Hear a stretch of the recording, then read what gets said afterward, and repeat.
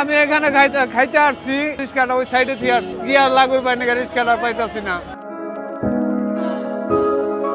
ভালো কাজের হোটেলে খেতে এসে খারাপ কাজের দৃষ্টান্তও কিন্তু রয়েছে।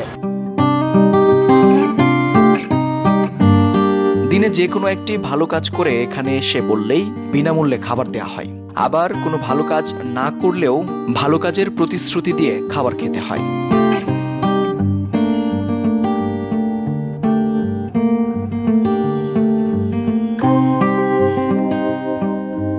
ঘড়ির কাঁটায় সময় রাত ৮টা। মোহাম্মদপুর থানার বিপরীত পাশে সারিবদ্ধভাবে অপেক্ষায় শত শত মানুষ।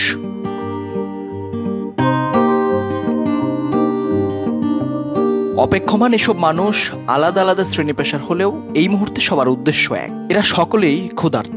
কারো কপালে খাবার জুটেছে একবেলা, আবার কেউ সারাদিন অনাহারে, আর তাই এই অপেক্ষা দুমুঠো ভাতের।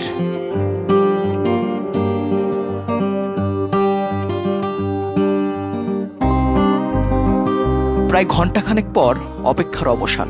একটি পিকআপে করে আসলো সবার রাতের খাবার। এবার নতুন কৌতূহল, ভাতের সাথে কি আছে আজ রাতে? খাওয়ানোর চেষ্টা করি, আল্লাহ তাআলা আমাদের ওসিলায় আপনাদের রিজিকের ব্যবস্থা করে দেন। মূলত এখানেই প্রতিদিন বিনামূল্যে খাবার বিতরণ করে স্বেচ্ছাসেবী সংগঠন ভালো কাজের হোটেল, আর সেই খাবার খেতেই প্রতিদিন দূর দূরান্ত থেকে ছুটে আসেন শত শত মানুষ।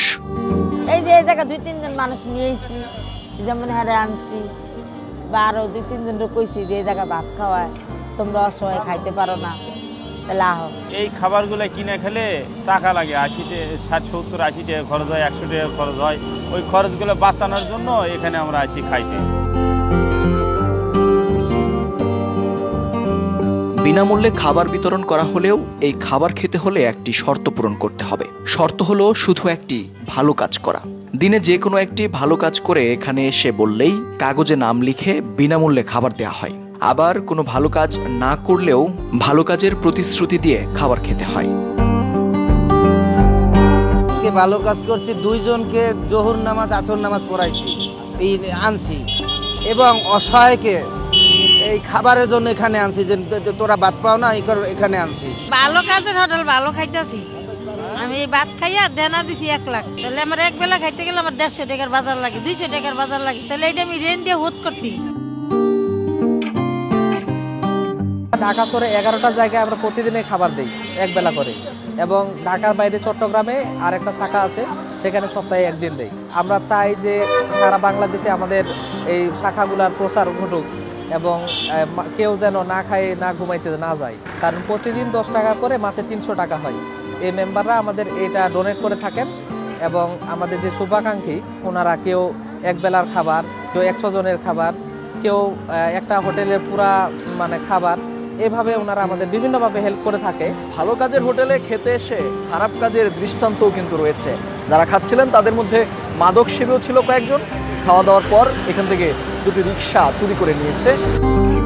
মূলত এখানে খাবার খেতে আসা অধিকাংশই রিক্সাওয়ালা। পাশেই রিক্সা রেখে সারিবদ্ধভাবে বসে তারা খাবার খায়। কিছু বখাটে আর মাদক সেবীরাও থাকে এই তালিকায়। ভালো কাজ করার কথা বলে খাবার নিয়ে এই ধরনের চুরি করে থাকে তারা। আমি এখানে খাইতে আসছি, আজকে নতুন আসছি, আসার পরে মনে করেন অনেক রিক্সাটা ওই সাইডে থেকে আসছি, ওখান দিয়ে খাওয়া দাওয়া তাড়াতাড়ি করে আমি গেছি, ওই যে দূরে গেলাম, আপনিও দেখলেন আমার কথা ডাক পাচ্ছেন, গিয়ার লাগবে পাইনি, রিক্সাটা পাইতাছি না।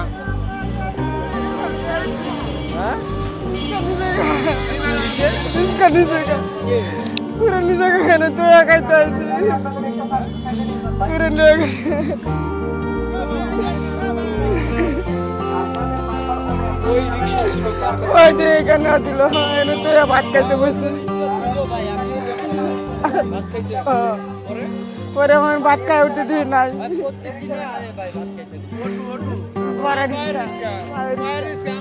হায়াতে চান্স লাগায় মনে করেন কি বেটা গরিব মানুষ গাড়ি লিয়ে গেছে, এখন ওরা এটি নিয়ে বেচা মনে করেন কি কম দামে বেচা মাল খাইবো, হিরুন খাইবো।